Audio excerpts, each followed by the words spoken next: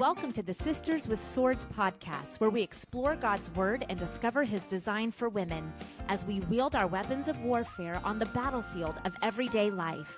We're your hosts, Holly Knight and Janie Burkett.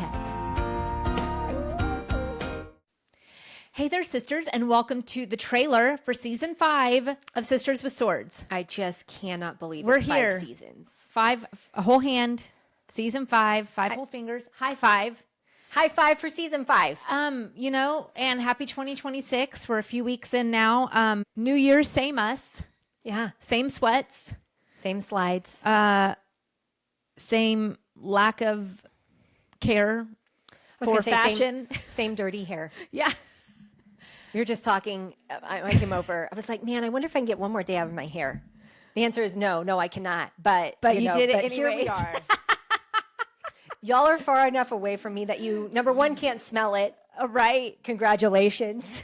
And one of these days, we're going to do your roots. Hey, do you want me to get a cap and pull your hair through the cap like we used to in high school? You know, I would not. You want to know why? Because you were a big fat jerk. You would dig my skin out with that. Do you guys hook. remember those highlighting caps from like the late 90s, early 2000s, where you would put the plastic cap on your head and it had like all these holes in it, and you would get this little plastic or sometimes metal hook, and you would poke down through the cap, grab some hair with the hook and pull it back through, and then you would bleach that hair and you would let the bleach sit on it, and then you would go wash it off and you would have highlighted hair. I used to do that to you all the time. You also used to do it to our brother and his friends. Yes, I did. And that was hilarious. I highlighted everybody's hair with a cap. I did it to myself. I was practically had my own salon back in the day. Basically. So I can do that again. We could do it again. I actually have an appointment coming up. Oh, you do? You're getting your roots done. I do. Oh, I'm so proud of you. We're all proud. Okay, good. So we're here in 2026, and I feel like we can do just like a little catch up on what's been going on. What's been going on with you? What's been going on with me? What's the news? What's the latest? Yeah. How was our holiday season? Let's catch up with the ladies. So Janie, you've had Holly, more of a right. Eventful, so why don't you go first? Okay. I'll go first. Our holidays were great. We we took the kids on the Disney cruise to see their dad's show, and it was so much fun. All 5 of our kids went with us, and that will probably be the last time we ever do that, because it was $55 million to do that. We got to go on the preview cruise in November, which was free, but it was not free any subsequent time. So, but we wanted. I do think you should let the people know how many free things Bradley gets being a contractor of Disney. Oh, nothing. Yeah. No, you have to be a Disney employee in order to get the perks. But you do get Disney perks being a Disney employee, but then the pay is different. Right. So as a contractor, the pay is higher, but the perks are not 0. So we'll take the contract work with the higher pay. Correct. And that's been good. So we took the kids on the Disney cruise. We had such a blast, all 7 of us together, getting to see Bradley's show. It was just, the kids were obsessed with it, loved it, emotional. Everyone, not everyone cried. James, Greta crying is the funniest thing. Hilarious. I know. That was my favorite. She was they were all just so proud. Yeah. And so now what we're up to in the spring is, just so much singing and so much choir. Let's see. Harper, my 16-year-old, she made Texas All-State Choir as a sophomore. This is her second year to make it. She made it as a freshman, which is unheard of. Yeah. And then she made it again as a sophomore. Her goal is to make it all 4 years, so she's halfway there. So we will be doing all the All-State Choir things for her, which is a very big deal. And I talked about that last season in one of the episodes about how big of a deal this All-State Choir thing is. And so we're doing that. And then she also is singing, it's called SWACTA, Southwest American Choral Directors Association. There's the American Choral Directors Association, but then they have a national conference every other year, but then in the in-between years, they do regional conferences. So we're going to the Southwest version of that in Albuquerque. Harper will be singing at that. Are you going? Yeah. Albuquerque. Yeah. Okay. Yep. And I'm a hotel girly. I'm a points girly. I'm a Bonvoy stan. I am Titanium Elite with Bonvoy. And I have already scoped out that situation where this conference is going to be. And there is not a Bonvoy hotel within miles of this. So I'm like already itching because I'm like, am I going to have to stay at a non-Bonvoy hotel and not get all my perks and not get all my points? So it's very upsetting. But we're going to make it. Yeah, I think Harper is a very gifted singer, but also one of the reasons why she was chosen is because her choir director knows I will travel. Right. Like, I'm a traveler. I will go and be a great chaperone for my daughter. So, because I've done it, I did it so many years with Greta. So she's got SWACTA, she's got All-State Choir, and then Greta is just touring with her LU Praise. They've got all sorts of concerts and tour dates coming up. And then Ava, she graduates college in May in just a couple months. Insane. And we are currently doing the auditioning program for graduate programs for opera, the auditioning process. So she's auditioning at Rice University in Houston, at Florida State University, and at the University of Tennessee in Knoxville. All three have really great opera graduate programs, and they're very difficult schools to get even auditions for. Yeah. And so she's gotten auditions for them. So I'm not traveling to all of those with her, but a couple of them. To help her out with that. So it's going to be the spring of singing and choir and choral stuff. And, that's what we do anyways. So yeah, just a lot of fun stuff coming up. And, just that's it. That's my life, is just chasing my kids around the country and the world. Ava got offered the lead role in an opera in Italy this summer. So we will be going to Italy to watch her perform in this opera. Again, so shocked that we have an opera singer, because we don't even know what opera is still. But we're all in. We're going with her. We didn't know opera was a thing, but it's a thing. And she is so good at it. Oh my goodness. So she's getting so many great opportunities. So yeah, that's what it's been for us, is just traveling for the music stuff. And, just same old regular stuff, trying to keep my kids from getting arrested. And that's a full-time job. So what about you, JoJo? You've had some interesting stuff happening.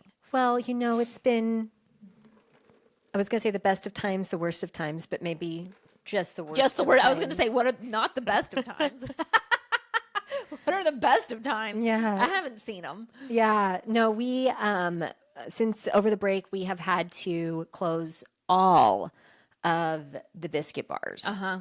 And so that's been a very difficult process and difficult emotionally, Yeah. of course, and then logistically and all of those things. But that's been a very difficult time.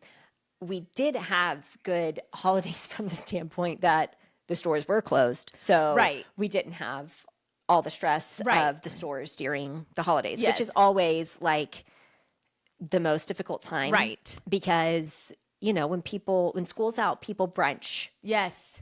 And so always, though, particularly the week after Christmas, but before New Year. Yes. That was always such a stressful difficult week. Right. There was something every day. Yeah. Somebody called out, 17 people called out. Yeah. They ran out of this. You were The having to run up and bust tables. toilet and, was broken, whatever. Like me running all over the place. Right. So did not have to do that this year, which was nice. Yeah. Which means that I did literally organize basically every nook and cranny You of really my did. house. You threw out everything. In my whole house. Yeah. Yeah. Which was why just a couple of nights ago, my husband was like, do we still have pull-ups? I was like, no, I threw them all away. But Boone then started teaching in the middle of the night yeah. again. So What do you do? he does it sometimes, not other times. Probably we're letting him drink, liquid yeah. too late, and Yeah. I'm not paying attention to Well, that. and that kid loves a sippy cup. Oh, I he have does. never seen anyone with the sippy cup Well, me, other than me with my sippy cup of Chick-fil-A tea. Yeah. He has his sippy cup of, a quarter apple juice and water. Yeah, or chocolate milk, i.e. the Protein. Protein shakes. Right. So anyways, but every nook and cranny of my house is now organized. Sure is. And I just really highly recommend that. Yeah. Like it took, and it honestly didn't take as much as I thought it would. Yeah. Like I spent like a whole week really doing that every day. Yeah. But when I say I went in my attic, like literally every room, every piece of furniture, you've got all the little credenzas where you just shove stuff in. I mean, we're looking at mine right now. I don't even know what all that is. I found one credenza that I remember we used it at our old house. And when we had our offices in our old house, Biscuit Bar offices in our old house, it was like the Biscuit Bar office. Oh, yeah. Piece of furniture.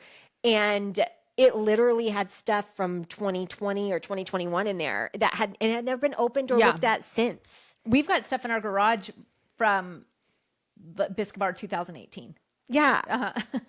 Oh yeah, because I never cleaned out my house when you came and moved in. Right. Sorry. So we've sorry about you. So we've got it, and we haven't thrown it away because we're like, what if they need it? But we're about to throw it away. Right. You can throw it away now.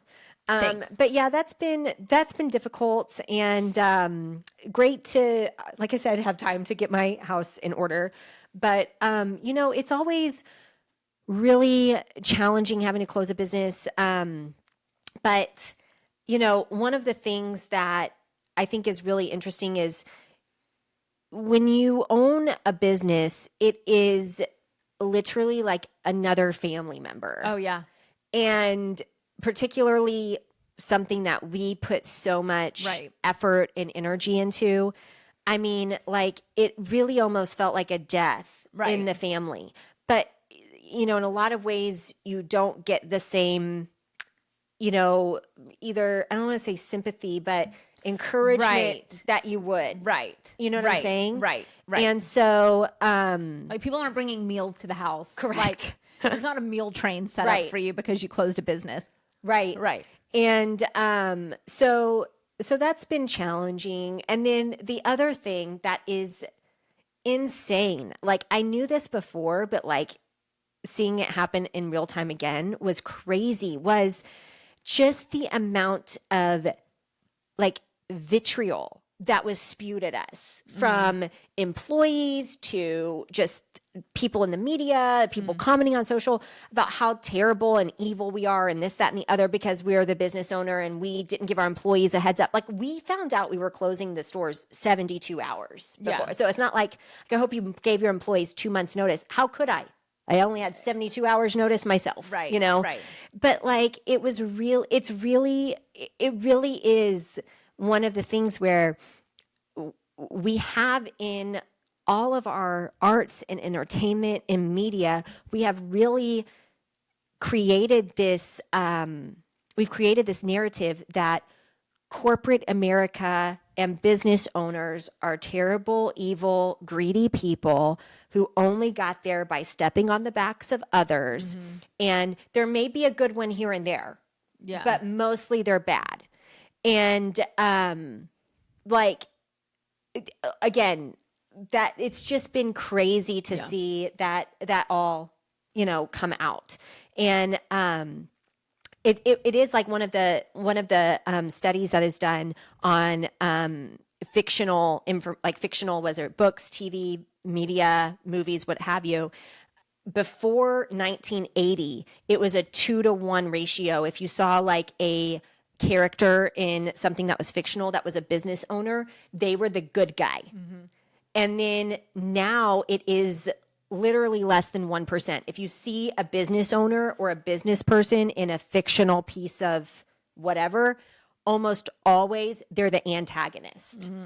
And so it really puts that thought into our mind. We're raised with this idea that business owner, antagonist. Mm-hmm. And so anyways, that was probably one of the hardest things is as we're going through and, losing our business, which is again, very emotional for us, then people directing hate at us. Right.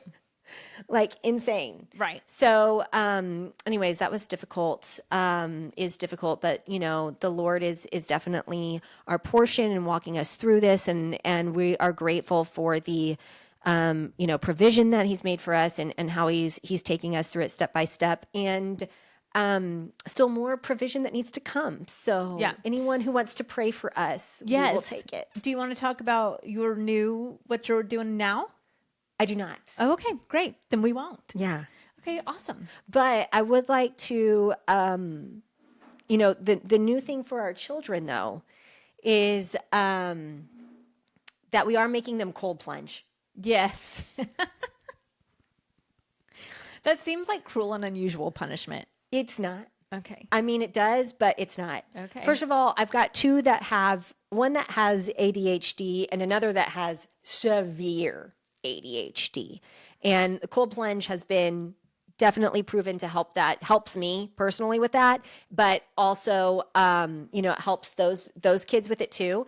And, first of all, we started doing it, during Christmas break when it was quite frankly summer outside here in Texas. It was like 80 degrees. And so the sun was out shining. It was warm. The pool was still pretty cold. It was like 62 degrees, which is technically a little higher than you would want a cold plunge. Right. But, when the sun's out and all of those things, like, yes, they would get in, they'd kind of take your breath away, but literally they would then start swimming in it. And they started it would be like they were in there for like 20 minutes. Yeah. But, now before school, it's a little colder. Yep. It's dark. Uh-huh. It's windy. Yep. There's no sun. And we still making them get in there and cold plunge. Yeah. And it is hilarious because Jake gets in there with Boone, even little baby Boone goes in there, and Jake holds him. And he, as soon as they get in, he literally climbs up his body and ends up on top of his head. Yeah. Yeah. It's hilarious. But the other kids, they are so proud of themselves when they get done. Now that they know, okay, it's not pleasant for a little bit, but then the last part is not so bad. And then when we get done, we all feel really good. Yeah. And let me tell you what, we get out of the house faster than we ever have in the mornings because they're sharp and on it. So, anyways, that's my new thing with the kiddos is the making them cold plunge. I don't know how we're going to do it when it's not cold enough in the pool anymore. Cause doing one at a time doesn't really work out. In the bathtub. In the bathtub.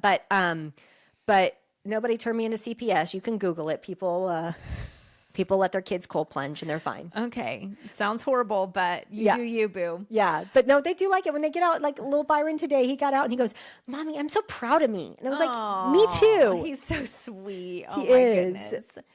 Well, ladies, we have got such a great season ahead of us. We are on the second half of Proverbs 31. As you guys know, we are vindicating the Proverbs 31 woman. We're making her cool again because we're all kind of over her. If you have not, what I recommend you to do, if you have not already, is to go back and listen to season 4.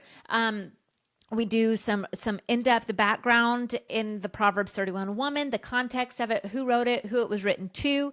We do a whole lesson on the Proverbs 31 man, and then we start verse by verse through this Proverbs 31 woman, and it's just been eye-opening, and it's really important to kind of get that foundation because we're going to see a lot of the same words, a lot of the same themes that build on one another as we progress through season 5. So if you have not already, go back and listen to season 4. You've got a couple weeks until the first episode of season 5 comes out.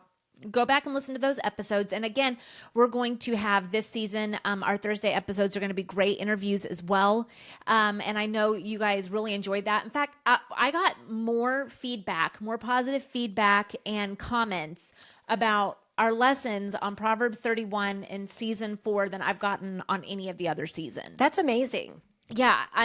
You guys are really kind of grabbing a hold of this and loving it.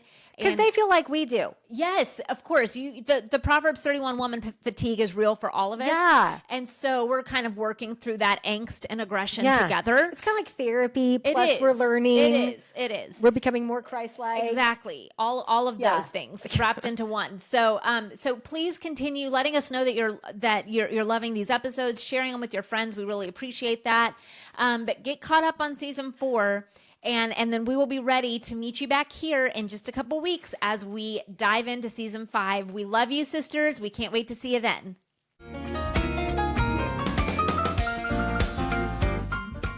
Sisters with Swords is produced and edited by Holly Knight. Original music by the Minister of Funk and Husband of the Year, Bradley Knight.